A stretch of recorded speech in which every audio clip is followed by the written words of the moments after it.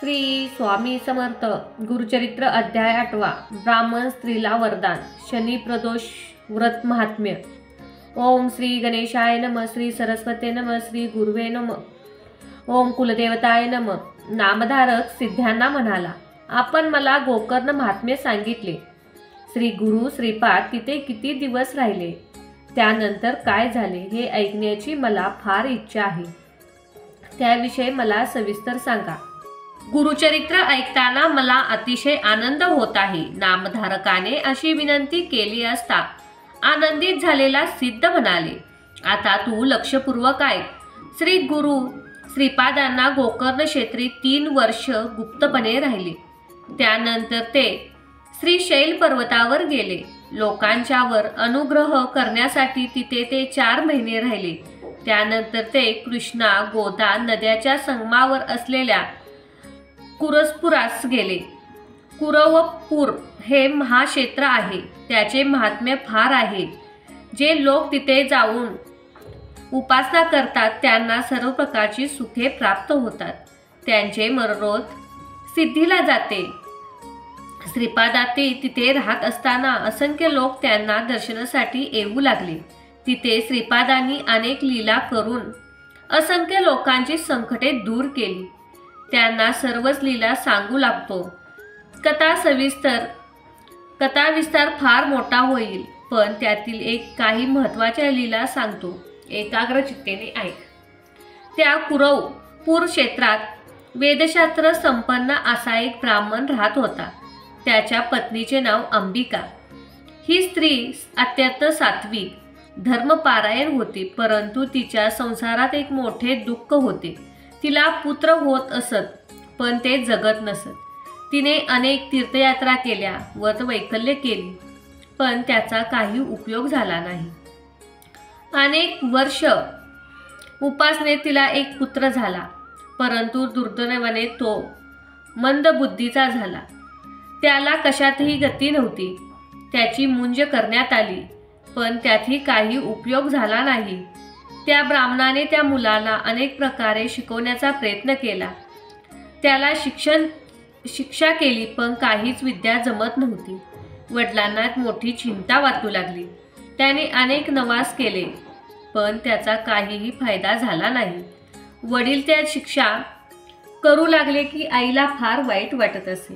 ती त्यांना म्हणे, तुम्ही याला विनाकारण मारू नका, तो मंदबुद्धीचा आहे, त्याला तो काय करणार?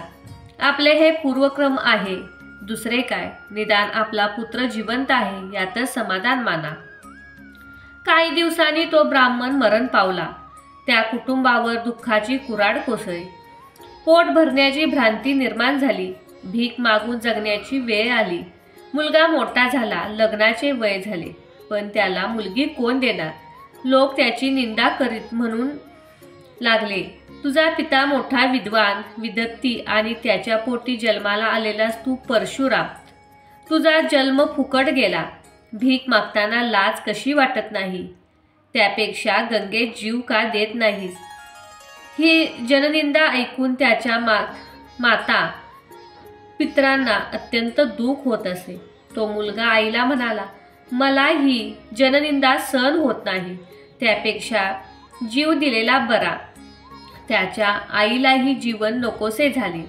मग ती आपल्या मुलाला बरोबर घेऊन खरोखर जीव देण्यासाठी गंगेच्या काठावर गेली। त्या दोघांनी गंगेच्या पाण्यात प्रवेश केला।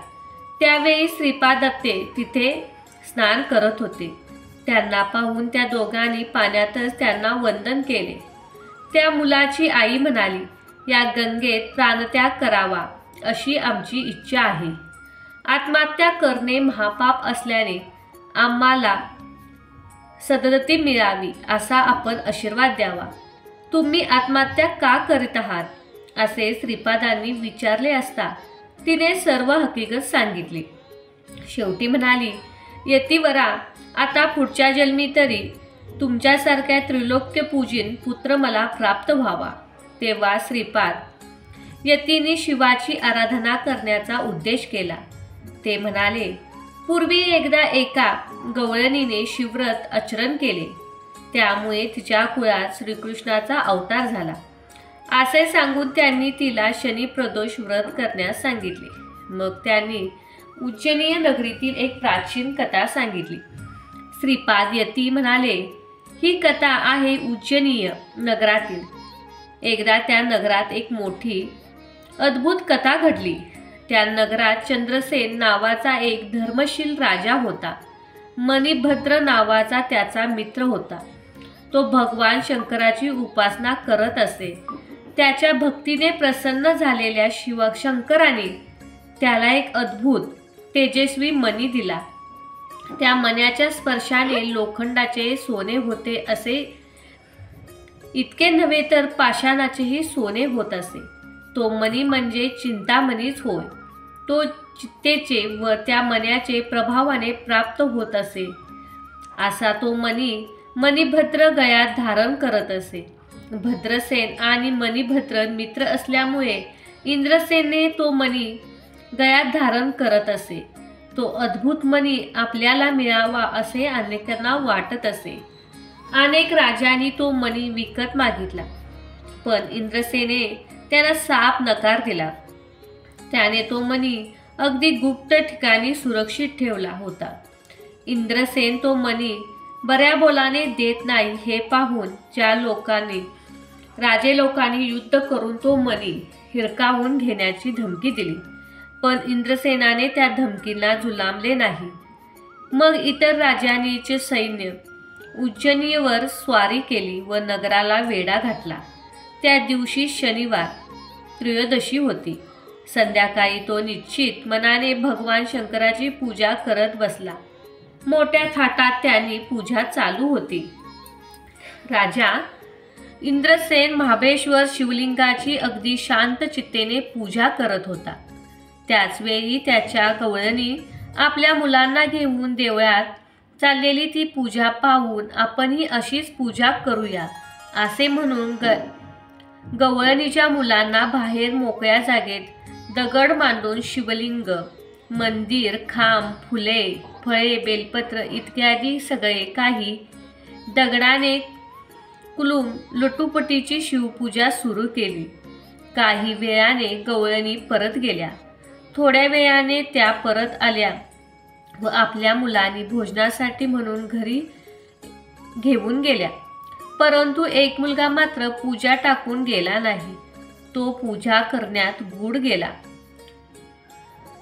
डोळे मिटून शिवध्यान करत होता. त्याची आई परत आली. ती आपल्या मुलाला रागारागाने घराकडे ओढून नेऊ लागली, पण तो मुलगा पूजा टाकून जाण्यास तयार होईना. तेव्हा त्या मुलाच्या आईने रागाने ती पूजा मोडून टाकली. त्यावर तो मुलगा रडू लागला, गडबड लोळू लागला.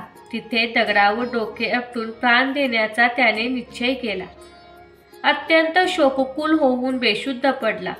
त्या मुलाची भोळीभाबडी भक्ती पाहून प्रसन्न झालेला शंकर तिथे प्रकट झाले. त्यांनी रत्नखचित शिवलिंग निर्माण केले व त्या मुलाच्या प्रेमाचा झोप करून वर मागण्यास सांगितले. मुलाने डोळे उघडले. समोर पाहिले तो प्रत्यक्ष भगवान शंकर स्मितहास्य करत उभे होते. भोवती भव्य रत्नखचित शिवमंदिर सूर्यतेजाप्रमाणे चमकत होते. ते पाहून आश्चर्यचकित झालेला तो मुलगा शिवचरणावर मस्तक ठेवून हात जोडून म्हणाला, भगवंत, माझ्या आईवर रागवू नका. तिने आपली प्रदोष पूजा मोडून टाकली. तिला क्षमा करा. त्या मुलाने अशी प्रार्थना केली असता भगवान शंकर अधिक प्रसन्न झाले आणि म्हणाले, बाळा, तू चिंता करू नकोस. मी तुझ्या आईवर मुळीच रागवणार नाही. तिच्या पोटी भगवान विष्णू अवतार घेईल व तुझ्या आईला लालन पालन करण्याचे भाग्य मिळेल. तुझ्या वंशाची भरभराटील होईल. तुझ्या मनात जी इच्छा असेल ती पूर्ण होईल असे सांगून भगवान शंकर त्या लिंगात गुप्त झाले. मात्र ते रत्नखचित मंदिर जसे तसेच राहिले. त्या मंदिरात कोटी सूर्यासमय दिवे प्रकाश नगराबाहेर पसरला होता. ज्या राजाने नगराला वेढा घातला होता तो दिव्य प्रकाश पाहून चकित झाले. त्याच्या मनातील राग, द्वेष भावना नाहीशा झाल्या. ते शिवदर्शनासाठी नगरात आले. इंद्रसेन राजा मोठा पुण्यवंत होता.